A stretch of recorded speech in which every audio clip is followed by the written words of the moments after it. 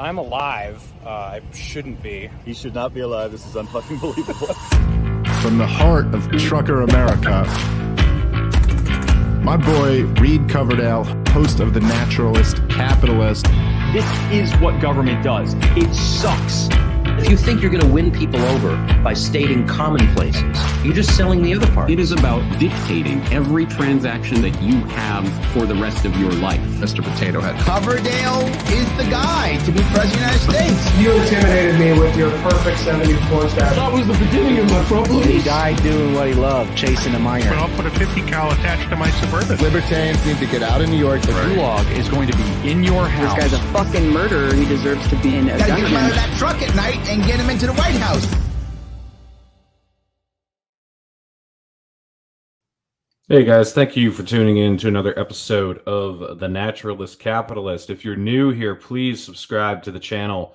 If you're watching this on YouTube live or after the live stream, I'll have this up on Odyssey within a couple days. And if you prefer to listen to it in audio format instead of video, you can find it on Spotify, Apple Podcasts, a few other places. And then there's tons of different social media sites that you could follow me at. And they are all listed in the description. Anyway, we've got the Reno convention for the Libertarian Party coming right up around the corner. It's just a couple weeks from now. So on the other end of the line, I've got Angela McArdle here to talk about what the convention is going to be comprised of and what we hope for outcomes and what we can hope to see in the Libertarian Party in the future. So Angela, thanks for joining me tonight. Thanks for having me on. Absolutely. So it seems like things are, shaping up in a good way. I mean, just from people I've talked to, it seems like the state parties are kind of going in the direction we would want them to. I could speak for Utah personally. We're kind of lucky in Utah. We're not dealing with a lot of the bullshit, the infighting that a lot of other states are, but most of the delegates are Mises Caucus guys, and then the guys who aren't Mises Caucus are certainly not opposed to anything we want to do. So I'm feeling optimistic, but how are you feeling in general? Are you feeling good about everything leading up to the convention, or you wish things were different, or what do you think? I'm feeling really optimistic. I feel really good about everything right now. So let's see. Today it's May 10th, and we've got less than 3 weeks. We're really close. I don't know what's going to happen between now and then. I anticipate that people who are very angry about how great things are going are going to try to throw something at us at the last minute, and there's going to be crazy stuff. I don't know what it is. I haven't heard any rumors, but with the exception of that kind of unknown thing, I'm very optimistic. Things look good. People are really adjusting to what's going to be a massive change in leadership and a shift in direction. And I'm ready for it, man. Like, I've been prepping for a year and a half. Like, let's rock and roll. It's time to do the thing. Yeah, absolutely. So what positions are up for election in during the convention for people who don't know? Like, what's going on? What type of leadership roles are changing? So literally every position is up for election this year.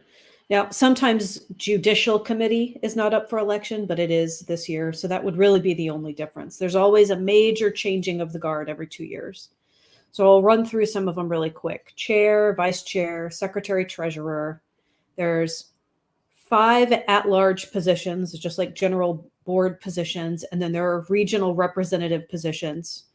And there are 8 of those up for grabs as of right now.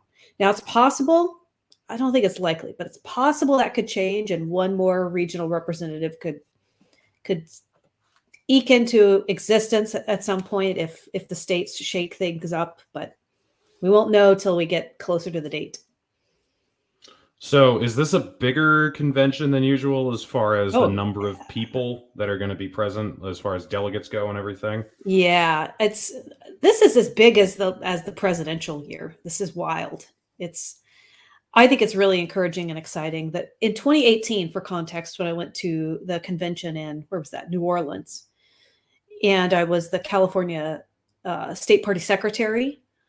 we didn't even fill all of our spots. We showed up and I was just kind of embarrassed.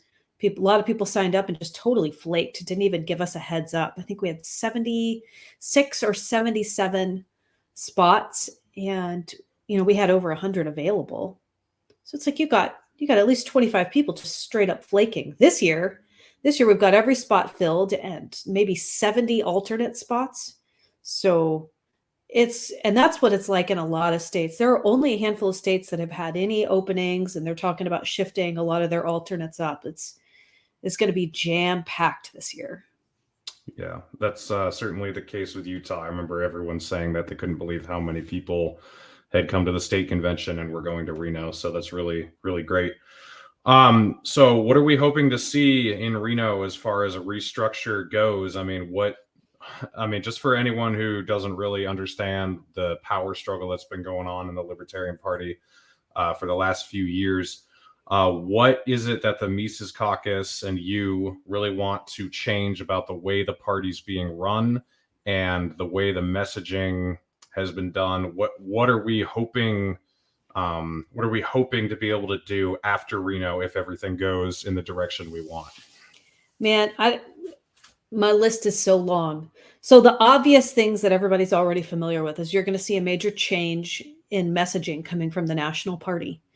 And a lot of that focus is on Twitter, but I got to tell you, it's a lot more than Twitter, right? If you go to lp.org, scroll down, see the press releases and the news articles, little blog things that we put up. A lot of them are really underwhelming. The email marketing campaigns, not throwing shade on the people who put them together. I think they need help. The marketing is a little rough. Messaging is not very compelling. We end up doing things like promoting state party candidates without even talking to the states about it, and they get all upset. So there's all this like kind of less exciting than like the stuff that's on the surface. All that stuff is changing. We're gonna have what else? There's so many things, man. The way that we behave in meetings, that's gonna change. And I know that a lot of people like the bombastic screeching and then drama when it's used to rebuke some of the woke establishment elements in the party. But we're going to become, maybe functional again. Do meaningful work instead of just spending hours on end, just fighting and talking past each other and screaming. And it's just, embarrassing the national party. So no more embarrassing behavior. That's going to go out the door. We're going to work smarter, right? We're going to have strategic planning. We're going to actually have a plan and a general idea of what we're doing. This should all be incredibly low-hanging fruit, but it's things that don't happen at the national level right now. So I'm really excited to just professionalize and do that while we're also pushing like a really radical, principled libertarian message, growing our membership and making the party more welcoming to, libertarians. Yeah. So let's say things don't go the way we want them to, partially or completely. It ends up just being a flop and we're blindsided and the other side wins. What do we do then? We join the Republican Party or become agorists or stay in the party and keep fighting? What do you think we're going to do if that ends up being the case? Let's break down a few different scenarios. So let's say that things don't go exactly how we want, but we've still got a majority on the board. And I think that we're going to have a super majority, quite frankly. If we have a majority on the board, things are going to be much more productive. I'm going to be able to place some committee appointments. That's right now that power rests with the chair. So I won't be filling every single person on every subcommittee, but I'll be able to make quite a considerable impact, even just by myself. So that's going to happen. We're going to lean on the majority. We're going to do things that absolutely are essential and need to be done. I don't anticipate that we're going to, gut the whole staff and replace everybody. That's not really on my plan. But I do anticipate that there are going to be at least a couple of people who probably rage quit. So we'll be filling those positions with people who are friendly and to the Mises Caucus and experienced in their jobs. What a concept. Now, I know, man. And we're going to fill them with libertarians. What another crazy concept. We're not going to go picking off and begging from, failed Democratic operatives. That's not happening. No. So that would be how we would handle it if you get a Mises majority, but not a super majority. I really, I mean, I'll level with you. I don't think that it's possible for us to get less than a majority. I don't want to give an aggressive, detailed breakdown of our delegate count because that would be a poor strategic move. You know, Sun Tzu, you know, don't telegraph your moves to your opposition, but we have a majority. We have a majority of the delegates. Anybody who's smart and has been paying attention to how the state convention goes can see that. We have a really large chunk of alternates too. There's really no way around that unless someone were to do something totally insane, like light the building on fire. So please don't burn down the convention building. That would be a terrible move. That would be very rude. That would be very rude and psychopathic. So, you know, if we do that, then we're going to hold our convention in the parking lot. If somebody does something insane like that, we're going right out of the parking lot. We're going to finish business. But please don't. Oh, geez. Jose Gallison says we'll have our own January 6th. So. Yep. We will be storming the parking lot. So the system is down. That's Dan Smots. He says, do you vow to give Michael Malice the keys to LP Twitter? I'm holding my candidates accountable. Okay. So I can't vow it yet because he's got to be 100% on board with it.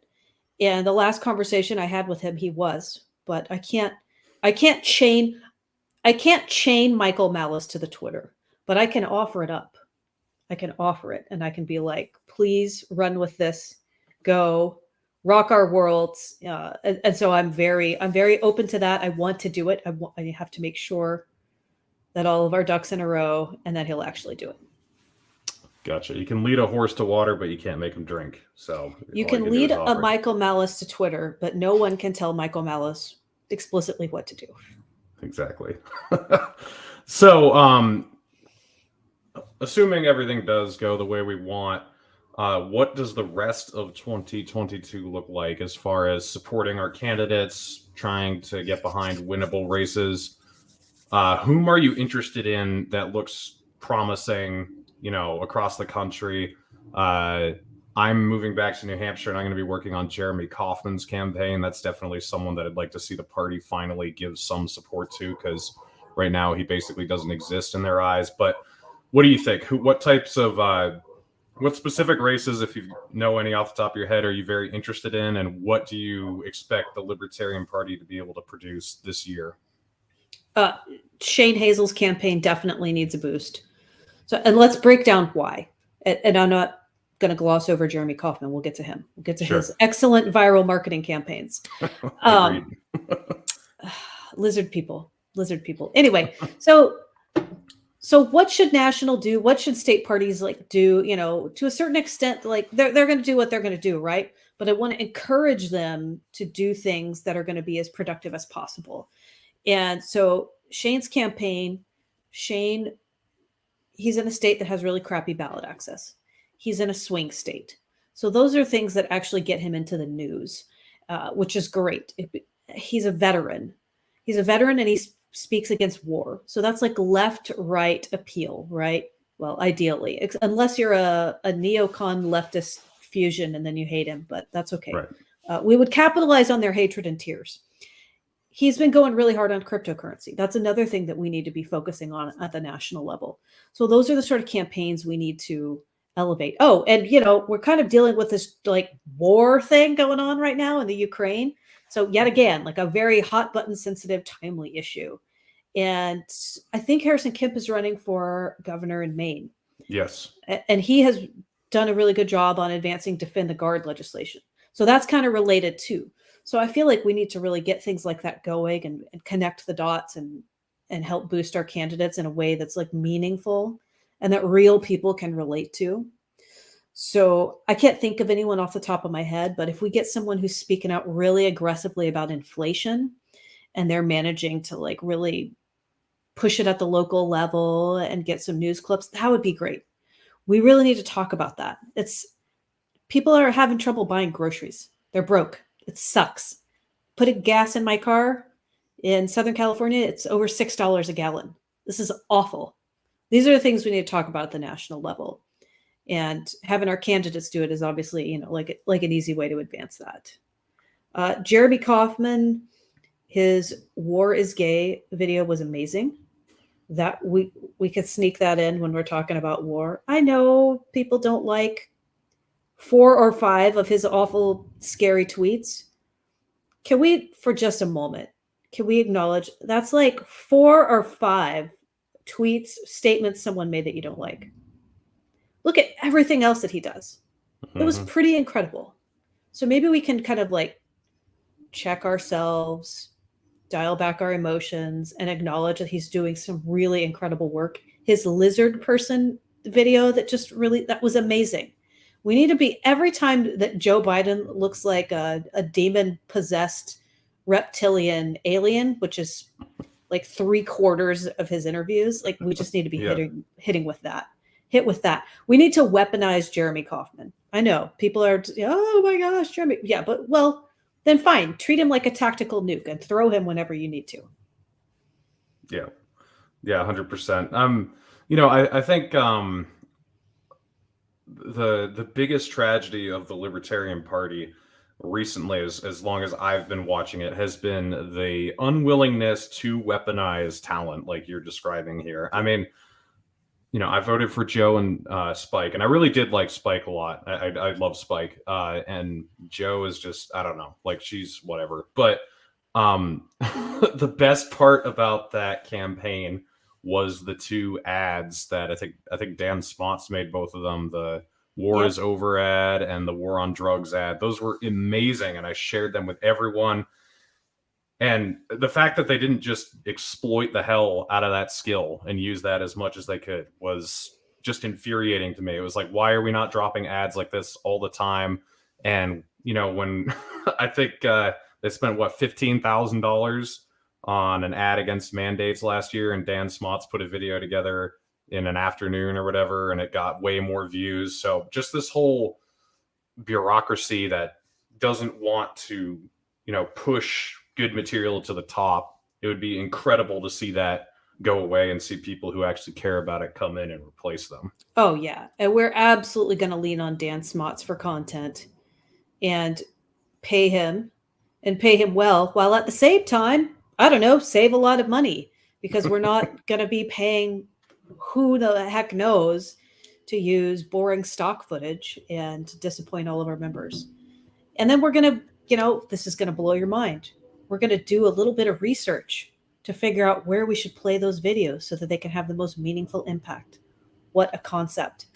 Market demographic studies, understanding where we should actually play them so that they reach the most people and we get the most positive feedback. Those are some things, you know, waiting in the wings. Super excited to have Dan doing content. There are a couple other people who also create really good content. So we're going to be rotating them into, yeah, we have so many really good messengers in the party. There's no reason to not utilize them.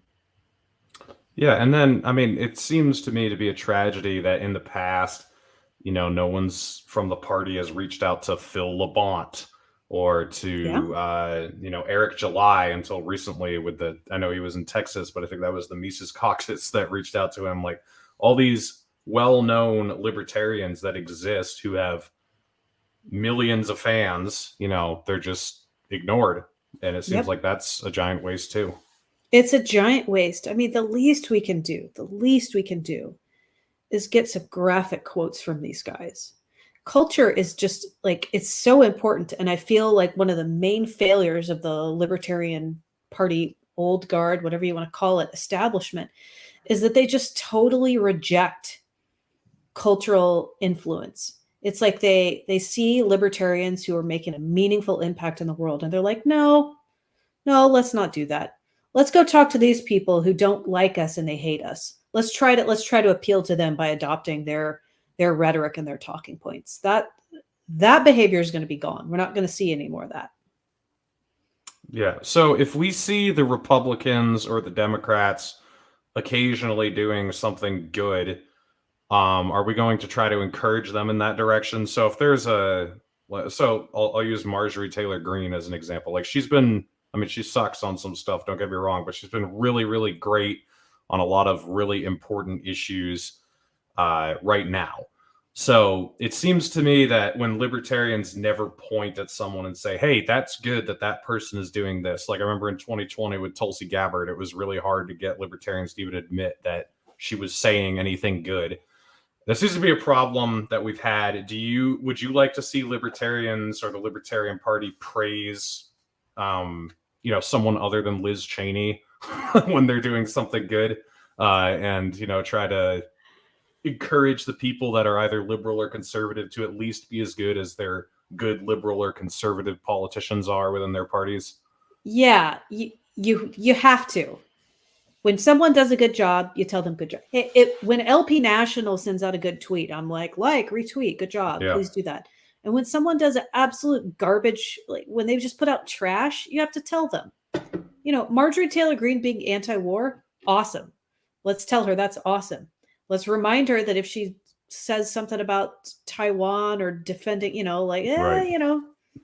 be consistent. Remind them to be consistent. When she says stupid things about the drug war, be like, no, but we also don't need to jump on people when they make mistakes and literally crucify them. Now, if we're talking about Mitch McConnell or Liz Cheney, please crucify them on social media. Yeah. But people who are getting it right more often than not, we need to try to encourage that behavior. Definitely. Yeah.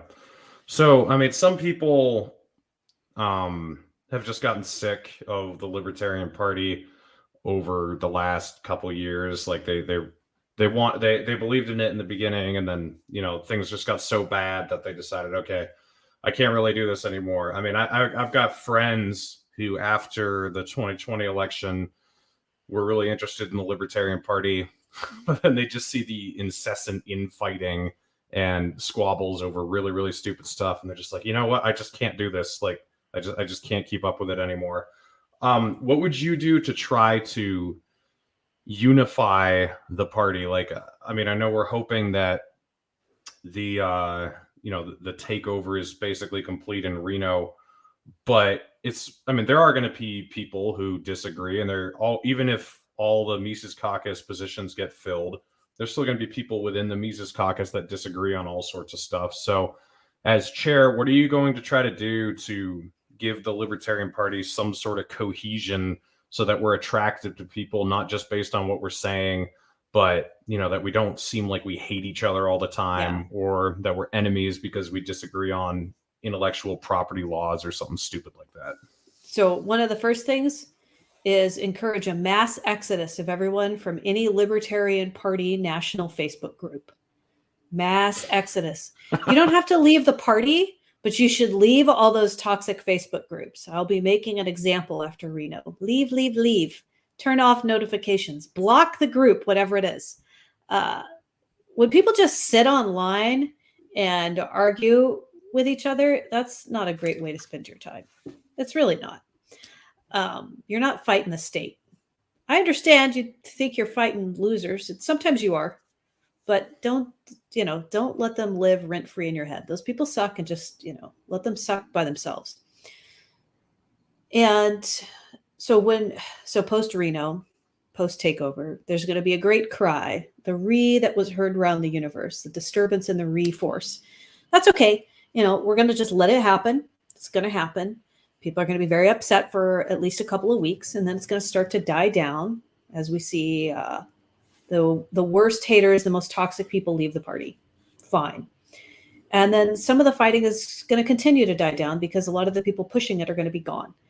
What we have to do ultimately, though, is move the center of their focus. So instead of arguing about who you're Facebook friends with and who someone follows on Twitter and their mean tweets, we need to shift the competition to who's actually doing meaningful work. Who's the best candidate? Who's running a sucky campaign? No offense, but occasionally we have some sucky campaigns. Hey, I had a kind of sucky campaign in 2017. I'll be the first to admit. That's what we need to be fighting over. Who's actually the best at their job, not like who hurt your feelings on Facebook. And if we can start to shift that focus a little bit, I think you're going to see some of the worst elements of infighting go down. Yeah. So one of the criticisms I've gotten from my agorist friends is that even if you do, reshape the party, how do you maintain that course? So I had Reed Cooley on my show the other day, and he was talking about Young Americans for Liberty and how they've been subverted by kind of woke, neoconservative, progressive-leaning people, and that he thinks, it's beyond repair. And so he's suggesting people leave Young Americans for Liberty, stop donating to them, whatever. How do we keep the Libertarian Party from becoming the same thing again if we are successful in remaking it? Well, you got to keep the pressure on, and you got to keep the right people attending. So, man, the thing with Yao, I feel so bad when I hear about it, and I've spoken with Reed about it. It basically got infected by the LP. That is, it feels so gross to know that the thing I'm working to reform, when bad elements moved, they went out and infected something else, like a virus. So deepest apologies there. Really sorry. There's going to be more people like that who leave, though. So other organizations need to be on guard. Like, you need to defend your ideological positions, and don't let people into positions of leadership if they're praising Liz Cheney. This is a really basic litmus test. Does someone love Liz Cheney? Don't invite them in. Dude, no. Especially if you're a private organization. So, the LP is not a private organization, and there's been a lot of talk about how it should be run that way. That's not something I'm going to be able to tackle in the next even 4 years of my race. So everybody watching this, for the scary gossip, just chill out. I can't change the bylaws to make it totally private. Just relax. But that would be the better thing to do. And what we can start doing is actually, instead of changing everything like that, is just kind of taking ownership of our organization and using better judgment about who we invite in. I want as many people to vote Libertarian as possible. That doesn't mean that I want every disaffected Democrat joining the party and getting in a position of leadership. That's a stupid idea. I don't want washed up neocons like Joe Walsh joining the party and trying to be our candidate. Stupid idea. If people like Lincoln Chafee want to join our party and actually become libertarian and unlearn whatever their disgusting status programming is, I'm all for it. They're not getting at the top of the ticket. No. We got to do a better job of welcoming people in, but not elevating them so fast. I think part of it is kind of this desperate loser energy that we've had, where we're so desperate to get people into the party that we just take anyone, and then we want to make them feel really good. So we're like, oh, you're a progressive and you're really excited about supporting trans rights and you understand free market economics, and you're going to look great. Oh, but you also want Medicare for all and you think that we should support Ukraine. Well, that's okay. We'll just overlook it. We'll elevate you because you're going to be such a unique little No, stop. Please stop. We can find a trans person who doesn't believe that we should have war and government healthcare. If we really got to go there, we could do that. We could find someone of every background to make us look very special and, welcoming and accepting, who doesn't believe in supporting wars for empire. Jeez. So that's the basics. Yeah. I think that's a learning curve that I've gone through over the last year and a half or so, because I kind of was like that. If someone has libertarian leanings, I'd want them to join the party. And then if they were, really well known, we want publicity, so we got to elevate them. That was the way I thought a year and a half ago. And I've realized that doesn't work. It's just based on who's in the party already and, how hard it is to deal with them. Right. It's we come across sometimes as desperate and we have low self-esteem and we're paranoid that people think we're mean bigots. So then we'll elevate someone up within the party because they check a box, or they look a certain way, or, we need a gay person. We need a person of color. We need this or that. And what we really need are principled individuals.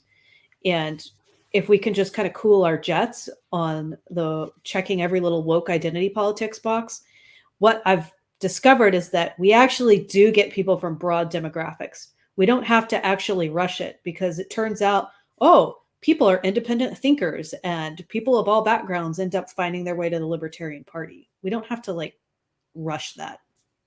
Yeah. No, I agree. And also, I mean, I know a lot of left wingers who voted for Ron Paul. And I know a lot of right wingers who voted for Tulsi. And it wasn't because either of them were trying to pander to either side. It was just, if you say what you believe and you're impressive, like, people will overlook their disagreements to support you. So, I feel like that was the big flop of the Gary Johnson and the Joe Jorgensen campaigns, is it wasn't just being a firebrand on something. It was almost like just trying to appeal to both sides, and then neither side finds you appealing. It's like Tom Woods says in my intro, if you're just going to state commonplaces, you're just selling the other parties. So, like, we might as well be radically different than both of them. And I mean, think about how that goes over with your friends. If you're just like a two-faced liar who says, with the best intentions, anything to make everyone happy, all you end up doing is just pissing everyone off. And everyone thinks like you are a person of no integrity and your word is meaningless. So we should carry those basic values into candidacy and the people who represent the party. Yeah.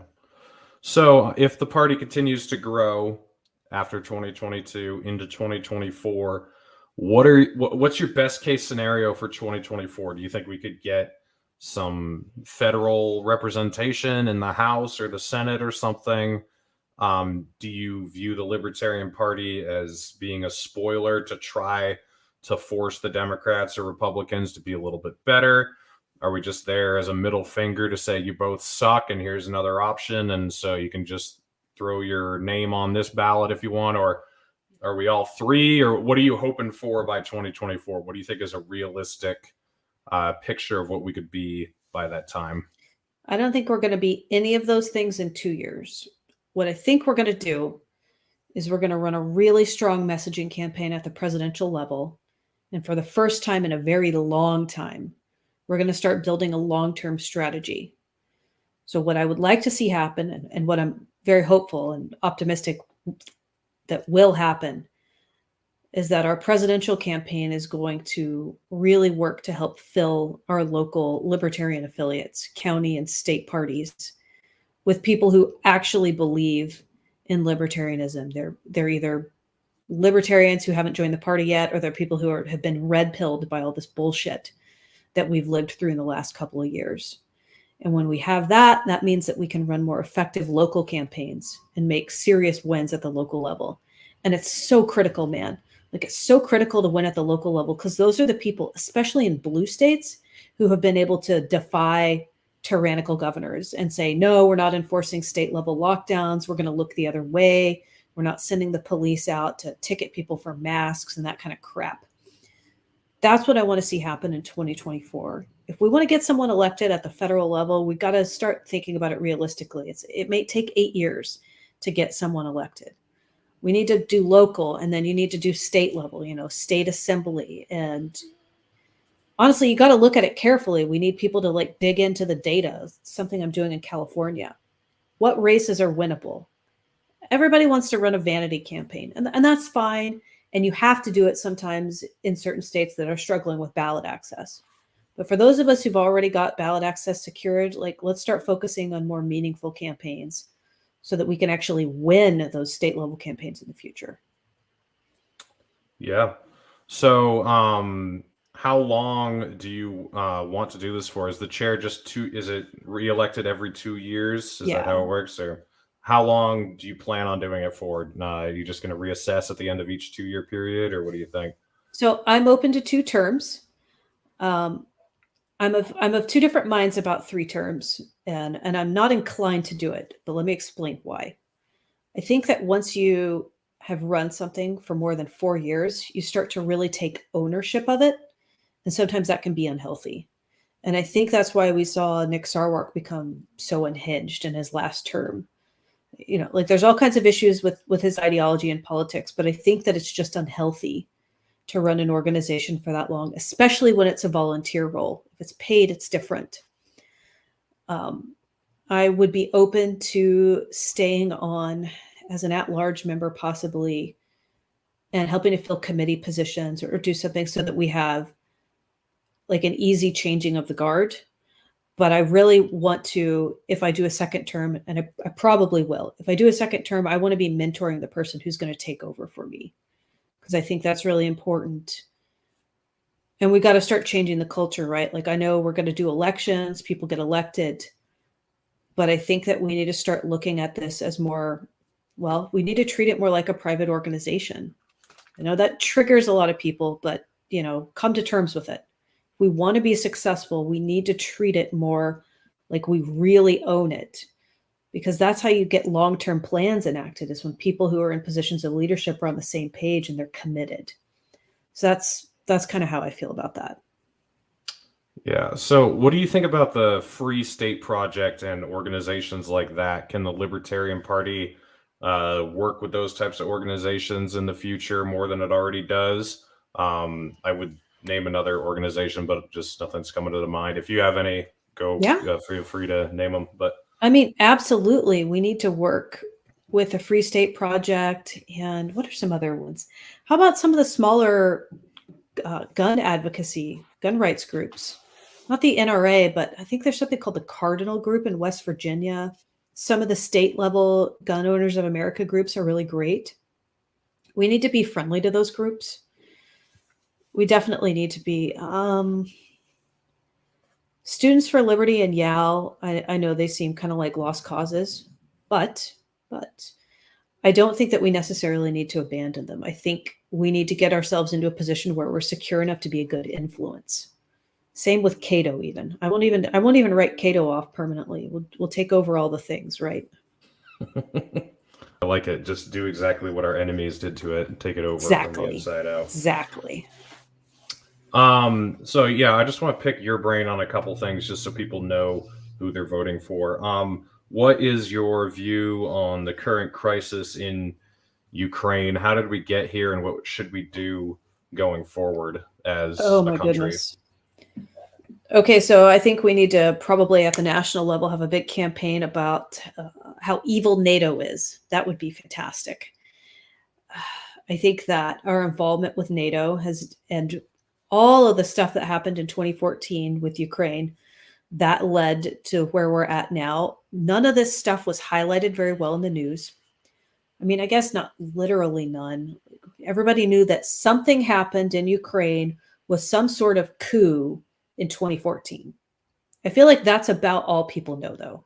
And then something happened with Hunter Biden while Trump was president. And then that was a thing, right? We should probably talk about that sort of stuff more, and we should frame it in the context of how it actually impacts, I don't want to use the word geopolitical, but, politics in the world. I think that's really important. Let's see, what else did you ask? How should we address it? Well, what should our message to our country be? What should the United States do going forward as far as the conflict goes? We need to stay out of it, and we really need to distance ourselves from NATO, and we need to pressure them to just do everything as possible. And I think we really need to shame Joe Biden and Hunter Biden for all of their involvement in this mess. What's really disappointing is how the National Libertarian Party shies away from anything that the Republicans talk about, because we're just terrified of being associated with them. And we got to get over that. We got to get over that. Like, it's a great opportunity when some politician does something reprehensible and corrupt and questionable regarding a foreign government, money, paying them, taking payments from them. Yeah, I really hate NATO a lot. We got to talk about NATO. I think that will make a big impact. We need to talk about how selling weapons is a terrible thing to do. I don't want to sell weapons to Ukraine. That's not good. I don't think that that's healthy. We need to talk about how putting sanctions and embargoes on Russia that's not a good strategy either. And all of the ugly conflicts that we have across the world, and how things that have happened, how they further alienated Russia and pushed them into the arms of other countries that hate us. That's an uncomfortable topic that we need to explore. I think what we really need is we need someone like, so Dave Benner comes to mind. He's more like historical. He's running for region rep, an LNC position. But he's really good at explaining history. He's from Tennessee, right? Dave Benner? Yeah. Yep. We need someone who's good at explaining these things in a way that's not boring. And we need to get that message out there, because it's not always, you can't capture it all in a meme. You can't capture it all in a tweet. We need people who are really skilled messengers who understand international conflicts to get out there and really break it down and do it in a way that, hopefully it'll go viral. Yeah. So I know this is going to be a similar answer, but it's the other side of the aisle. What should we do if China invades Taiwan? What should the United States response be? Oh man, it's really sucky. Well, we can acknowledge that it sucks, but do we want to go to war with China? I think that's the first question you need to ask yourself, because I don't want to go to war with China. And I think that we should talk about what the implications of that would be. And I don't think that it would be right to arm Taiwan in a military conflict. Now, I feel bad for them. It's really sucky. And, I support mutual aid efforts. I would probably support political asylum. But we got to find peaceful ways to address that. Like, we can't just be going to war with everybody because, they're our friends. Or this is an interesting one, though, because there's all these like agreements and we have all these entangling alliances. And that's probably a really good way to address that and talk about that. Now, I don't even know all of the agreements that we have with Taiwan, but I guarantee you there's a lot, especially because of the tech industry. Like, they're really big producers of products that we consume. So that's also something to be aware of, Yeah. So what about dealing with inflation? What should our response be to how we deal with it? We can always go back to how we got here by printing all this money and everything, but what should our answer be when people wonder, what do we do going forward to solve this problem? Okay, so one of the things, we need to do several things. One is to honestly highlight, I guess you'd say, kind of agorist lifestyles and ways that people can literally survive when they're having trouble paying their bills. And that's not something that I see come out of the Libertarian Party ever, is workarounds and how do real people solve problems. Another thing we need to talk about, obviously we need to explain how it happened, and we need to tell people, like, stop voting for these people. And it was Republicans too. Yeah. And usually I hate on Democrats more than Republicans, but for crying out loud, like all but 3 of them? It might have only been 2. Yeah. 3 of them? Rand Paul wasn't there. Justin Amash abstained. Thomas Massey voted no. But I think all the rest of the Republican Freedom Caucus just folded like a lawn chair. And they all voted for this. It's just gross. Mm-hmm. It's gross behavior. So we need to remind people, like, dude, these people they caused it. They're the ones who've driven up all of the prices, and encourage people, like, don't ever set yourself up for a scenario where this shit's going to happen again, where you're folding over for lockdowns and you're just like, oh, I'm just going to go home. 6 months to flatten the curve. There won't be any consequences. We have to, like, defend against that. Whatever the next freaking crisis is, take a sick day and then leave it at that. Yeah. What about, Biden has continued his war on drugs, not quite as vociferously as he did in the past, but he's been banning menthols, stuff like that. Yep. What should our messaging be about drugs? I know, so I thought they did this 2 years ago. I thought Oregon legalized all drugs 2 years ago, but I'm hearing it actually just went into effect like a couple months ago or something. And it seems like because of how failed a state Oregon is, with all the homelessness and everything that went on in 2020, it seems like people are going to be blaming the legalization of drugs on the downfall of that state. How do we respond to that? Because I had a friend call me and ask me this actually a couple of weeks ago. I had to try to explain to him why Oregon is falling apart because of its culture and because of a whole bunch of different things. But how should we respond when people ask us, really legalize all drugs? Is that what we should really do? Isn't that kind of rash? What should the response be? Well, I think we're going to need to find better examples than Oregon. So I think Portugal is one. It's not perfect, right? They don't have like a totally free market government. And it's not, I don't actually believe that they have a completely open decriminalization. I think it's that if you get in trouble for drug abuse, you end up going before like a drug abuse court and they help you rehabilitate your life. Not what I'm aiming for, but it's still better. Their incarceration rate is lower. So I think we need to point out where we can, where incarceration rates and poverty and crime have been reduced as a result of decriminalization. A great example would be Colorado and California to a certain extent, obviously not in LA, where we have an awful progressive DA who basically says that property theft is not a big deal, neither is violent crime. Mm-hmm. But we got to tell the stories of places where it's successful. And we also got to tell the story of like, why is Oregon a disaster? What happened in Portland? What happened with all the riots? Their government was just like, yeah, it's okay. We'll let it happen. It's gross. It's disgusting behavior. A lot of that, though, it's a cultural change. So to a certain extent, we can help that. And we do need to help shift the culture. But we also probably need to elevate people who are doing a better job of it than we are. Yeah, for sure. Because you can't vote your way into morality, even if it's decriminalizing drugs. Like, people have to care. They have to give a shit about their own life.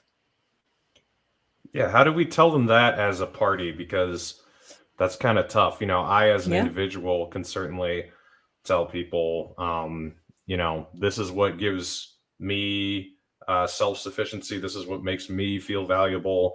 You know, it can be religion, it can be family, it can be community, it can be whatever it is. But would it just be that approach, just telling each individual in the party, you know, take care of yourself and then be an extension of yourself by being an example to other people as to how to be better? Or how do we tackle that as a party? Because that's kind of tough, because the party represents thin libertarianism, not really a, you know, I mean, there are cultural aspects to liberty, but when it comes to like actual specifics like religion or family or whatever, how do we tackle that problem? We got to combat nihilism. And I think one of the ways that we do that is by emphasizing personal responsibility. And that is something that I don't see talked about very much from the National Party, and maybe not from state parties either. You know, no offense, state parties. I think that partly it's because we're so focused right now on fighting back against the state, and we've been robbed of our natural rights. And so we're always pushing back against that. So we have very good reason to focus on that. But I think we would really bring it into balance by talking about personal responsibility and elevating that, because it shows a couple of things, right? Like, we're not insane. We're not like, when people think of anarchists, they think of what? Antifa throwing a trash can through a Starbucks window. That's not us. When we say we don't want government, we don't mean that we have contempt for every aspect of society and we want to burn everything to the ground. We just believe that we're empowered to make our own decisions and that we literally know what's best for our lives. But we got to be an example for that. And I think that would probably go a long way, because I feel that culturally, like, we live in a time where people are desperate for meaning in their lives and they're searching for it. And that's why so many people idolize so many of these gross politicians. We've got to remind people, like, they've got to go out and find meaning in their lives if they want to be fulfilled. And if they want to fix all of the cultural problems that are happening right now in the United States. Absolutely. All right, well, we'll wrap it up now. The convention, it's like two and a half weeks away. What would you recommend people sign up for, by the way? And I'm asking this myself too. I'm looking at all the options. I know Ron Paul's going to be there. Tom Woods is going to be there. I think he's doing a breakfast, and Scott Horton's doing stuff. And so what would you recommend people sign up for, other than just going there and voting? Got it. What fun things are on the horizon? So if you're a delegate, you don't technically have to sign up, because you're a delegate, you're in, you can go to business.